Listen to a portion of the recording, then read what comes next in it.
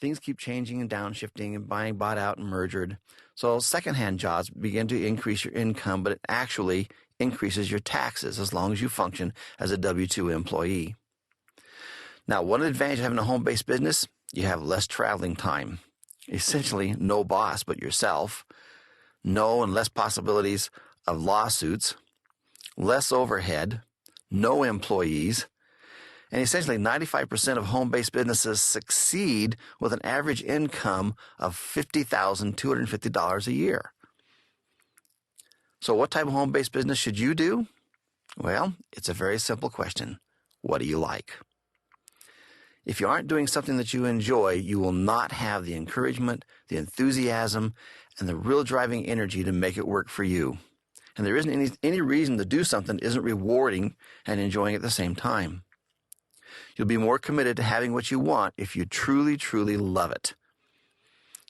One of the most key important elements I teach people when I instruct them on their taxes is never, ever, ever pick a home-based business just for the tax breaks. It will become drudgery instead of a joy, and the whole purpose of it will be lost. One thing you get to remember about starting your own home-based business is something called Get Luck. And luck stands for labor under correct knowledge. Knowledge, know your business. Step into a home-based business you already have familiarity with, something you have experience and skills with. Take action now. This is not something to wait till tomorrow, because tomorrow will never come. It's just like someday is never on the calendar. When you choose to make this decision to step into doing something, do it now. And the choice is entirely up to you. It's yours. You live in America. You can do anything you want in this country of ours. You will never get rich if you don't lower your taxes. In interviewing some of the most premier millionaires throughout this nation, every one of them will come back with the same response, and what saves them the most money and garnishes the greater reward for them, and that is their tax professional. Lowering your taxes is key, particularly when you consider that 47% of your income is lost in taxes. There are two tax systems in America. In a country where all men are created equal, we find ourselves facing a dichotomy. If all men are recognized as being equal, then how can there actually be two tax systems in America? The answer is very easy. It's based upon our socialized view of the role people play in our economic world. Our society is actually based upon old educational concepts providing basic education for the populace to create factory workers and soldiers, something we inherited from our English connection. Those that choose to have a basic approach to their lives that includes security and paid vacations, employee benefits, and regular wages make up the masses of the workforce in America.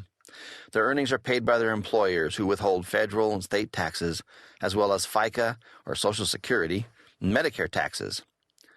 Their wages are subject to all payroll taxes, and the only relief available is through three basic deductions: Schedule A, or itemized deductions for their home interest and taxes, exemptions for their children, and some additional educational and retirement credits. For the most part, this is the major taxpayers in America. On the other hand, business owners are offered at least 157 deductions just to start with. There are literally thousands of strategies that could be created by the tax breaks and incentives Congress has offered business owners. When we look at how important small business owners are to our economic structure, it becomes apparent why our forefathers actually considered limiting voting rights to farmers and business owners only. 75% of the employed masses are working for small businesses that have 50 or less employees. Small businesses, not large businesses, are the backbone of our financial workforce.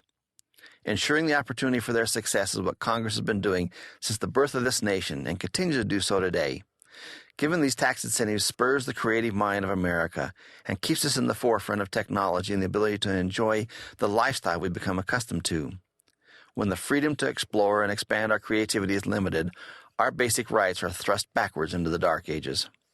The problem is that most people do not recognize that there are always possibilities to live the lifestyle they truly want. As a wage earner, there are limited breaks, but as a business owner, the world is your oyster. Supreme Court Justice Louis Brandeis once gave a quote titled, "The Difference Between Legal Avoidance and Illegal Evasion."